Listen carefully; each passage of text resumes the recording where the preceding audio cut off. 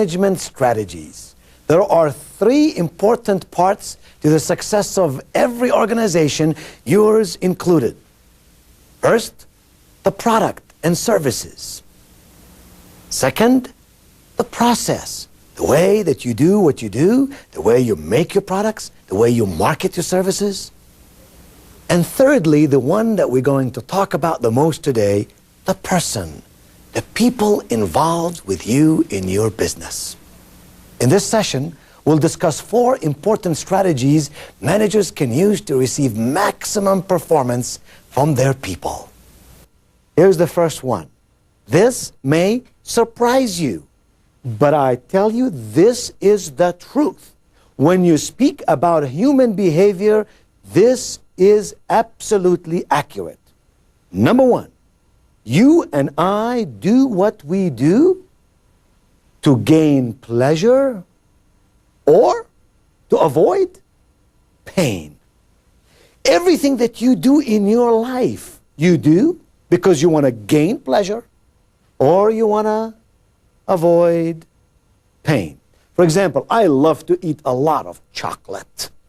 And I travel all over the world and I buy chocolates from all over the world.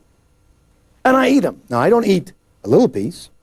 I eat 2 bars, 3, 4, 5, 6. It takes me about 5 or 6 nice chocolate bars to know I am eating chocolate, for example. And I want you to know, and I enjoy that so much. I get a lot of pleasure. Do you know what happens to me after I eat that chocolate? I go from this position of pleasure to this terrible position of pain. I feel guilty and bad, begin to feel like I'm blowing up, I'm getting cholesterol, and I could die at any moment. Do you feel that way? You see, what happens is, I love gaining that pleasure, although it is momentary. It is only for a few moments. And then I sacrifice this long-term pain. Think of somebody who reports to you. Think of somebody who reports to you who is a procrastinator. Why do they procrastinate?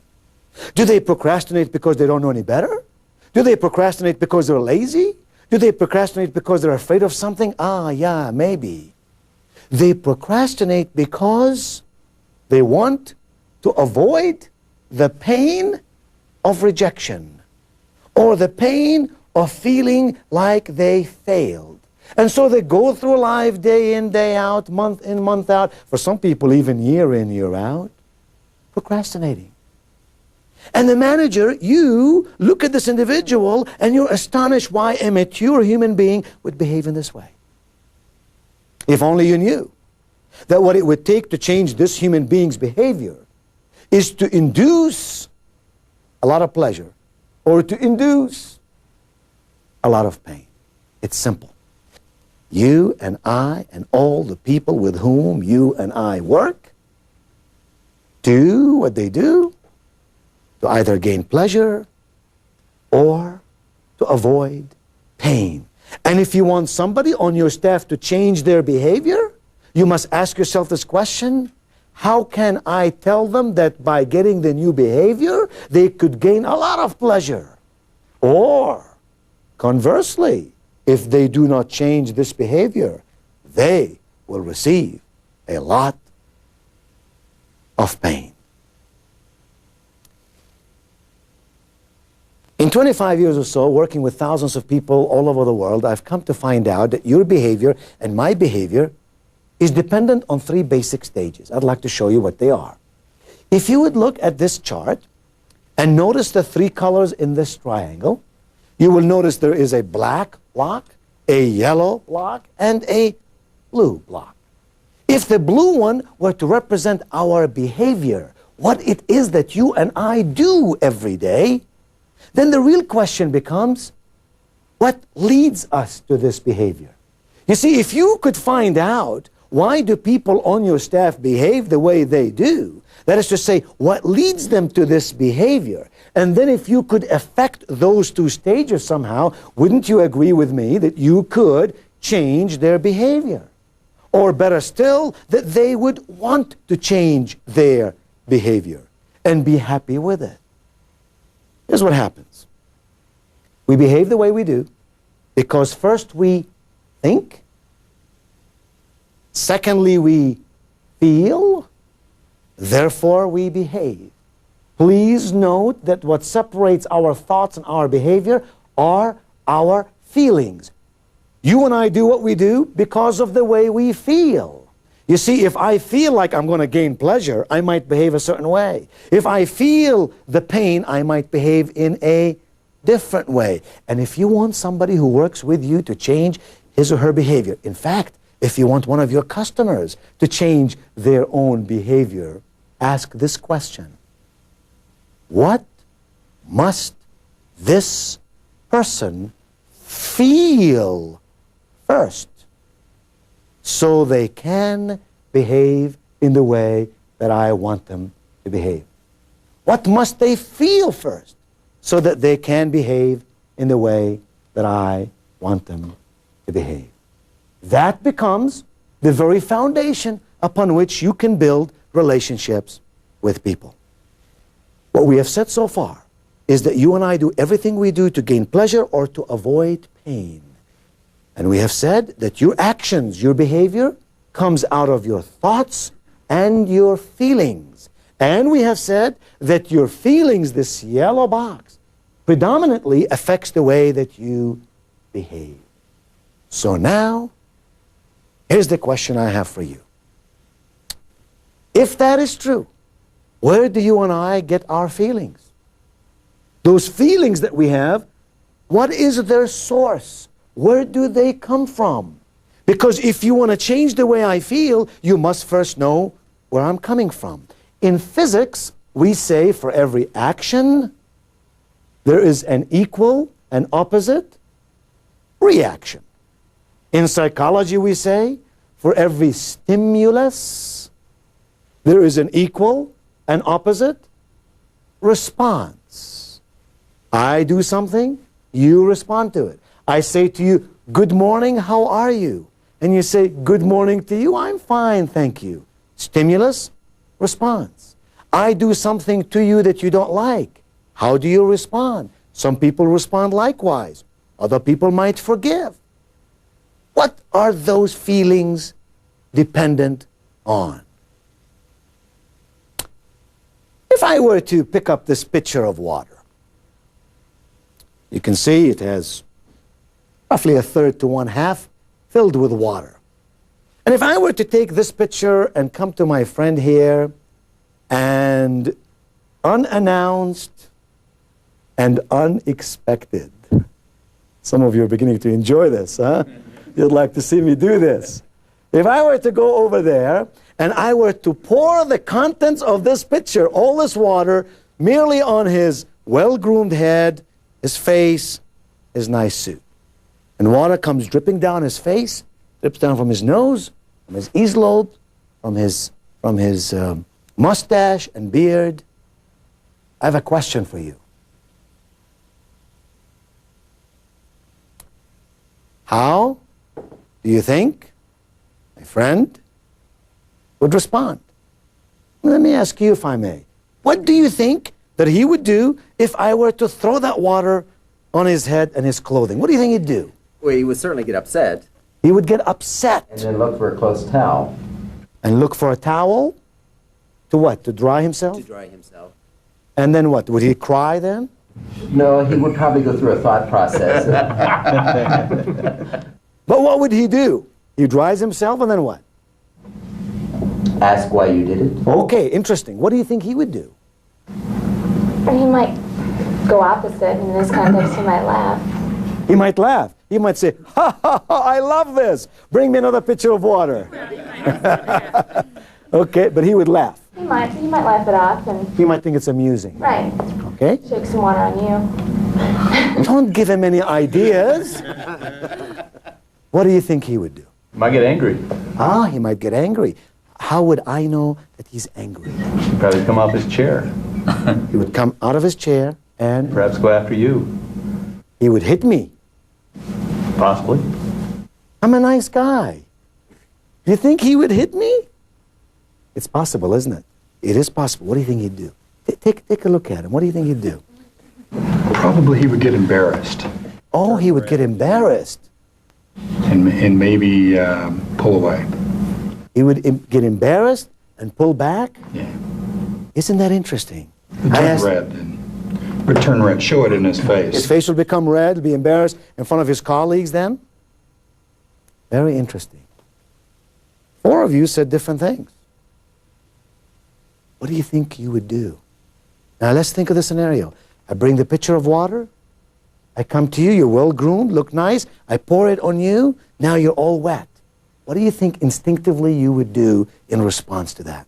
Jump up, And? try to get the coat off, try to get dried off.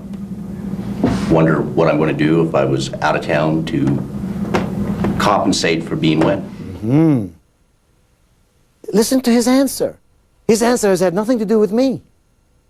What he has just said is he would be more concerned about what he's going to do now that his clothes are all wet and he's out of town and he has no other clothing. I want you to notice something very interesting, though.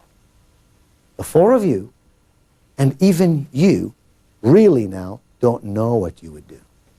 You wouldn't wager any money, for example, on what he might do. Even you don't know. Why is that? Here's why. You do not know what he will do, and he's not sure what he would do, because at this moment we are discussing this scenario at the thinking level. This is only a scenario. This is only a possibility. How probable we don't really know. So at this moment we think of it as an idea over there. But if I were to throw the water on him unexpectedly and unannounced, immediately where would he be? Exactly. He would behave. Why? Because immediately he would have certain feelings, and those feelings would automatically cause his behavior. Now, you may be right. He might punch me and hit me because his behavior was affected by his feelings. And then you know what? He might come right back and say, "Oh, I'm sorry, Nito, I didn't mean to do that." He would then think about it. A lot of times you and I do that. We feel, we behave, and then we think about it and we say, if I had to do this thing over again, I would do it differently. Which means, now that I've thought about it, I believe I will go about this problem from a different perspective. Now, the truth of the matter is, when you were a little boy, if your father, when you came home, let's say one day, and you had blood on your cheek, and your father said to you, "What is the matter, son? You have blood on your cheek." And if you were to say, "Well, Dad, at school there was a little kid, he threw me down on the ground, I hit the gravel, and my cheek was cut, and the blood came out." If his dad had said to him, "Let me tell you, son, the world is filled with people like that. The next time somebody does that to you, you grab them up and you hit their head against the wall so they will never again do that to you." If that is the kind of feedback and input that this man has gotten in his life, chances are his behavior would be to hit me.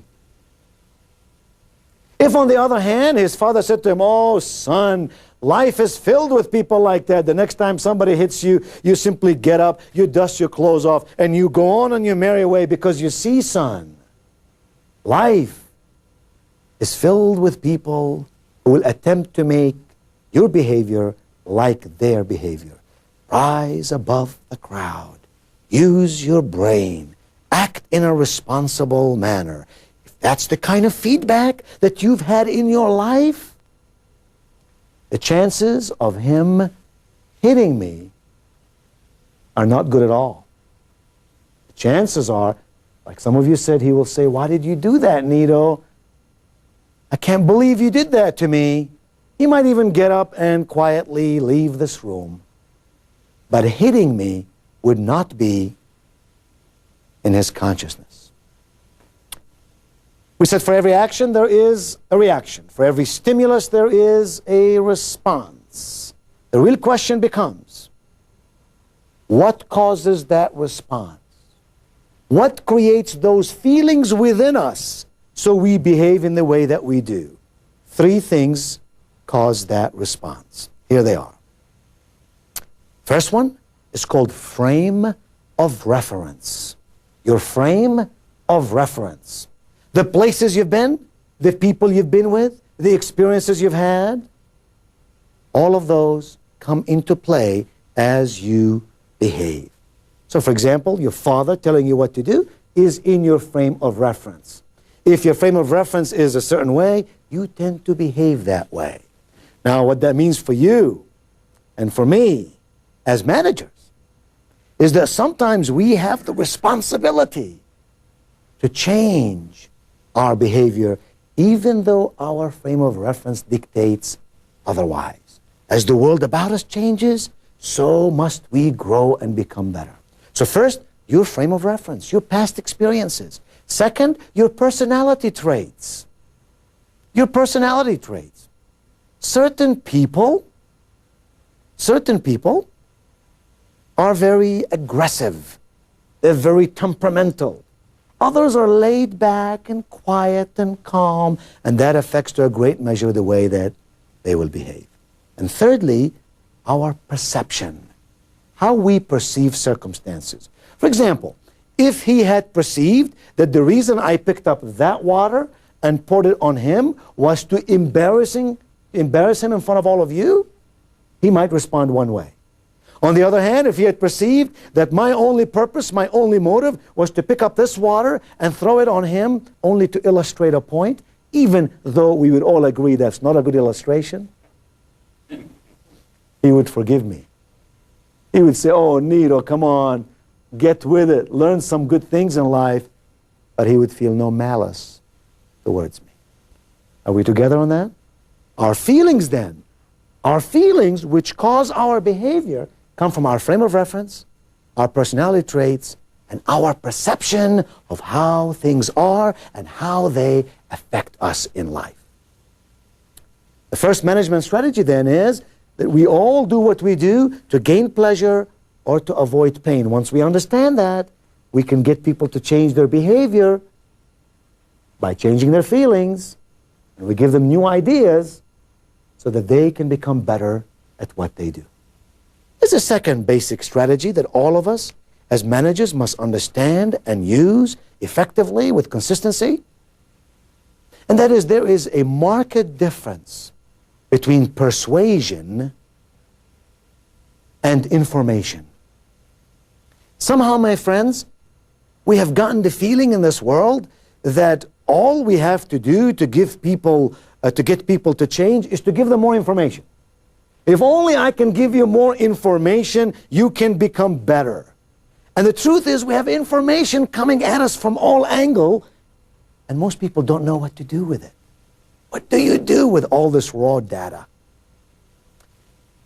Somehow excellent managers have learned to take this body of information and build a bridge slowly and gently to their people to persuade them, to get them to behave in a certain way. I'd like to give you 3 questions. If you answer those 3 questions every time you work with somebody, your persuasion powers will excel. The first one is this: what do I want them to do? What do I want this person to do? If I had my way, what is it that they would do? The second question: how must they feel? How must they feel to do what I want them to do? The third question: what must they know so they can feel this way, so they can behave in the way I want them to behave? We're right back to think, feel, behave. The truth is, a lot of us try to communicate with others without first, in very clear terms, saying to ourselves, what is it I want this human being to do? Specifically and clearly, what do I want them to do? And then how must they feel to do that? And what must they know first so they can feel this way, so they can do that? Here's an example. You go to a doctor. Let's say you have a sore throat and you go to a doctor. And you sit in the waiting room for the doctor for a long time, although you're a very busy and important person.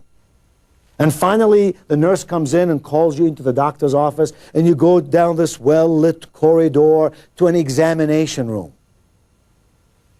And the nurse says the doctor will be here momentarily. Momentarily means you could wait another 20 minutes or 30 minutes.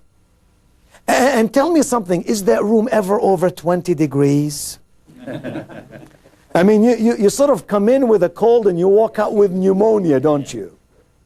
And so now 20 minutes outside, 20 minutes inside, finally the doctor comes in and says, what's the matter? And you say, my throat hurts.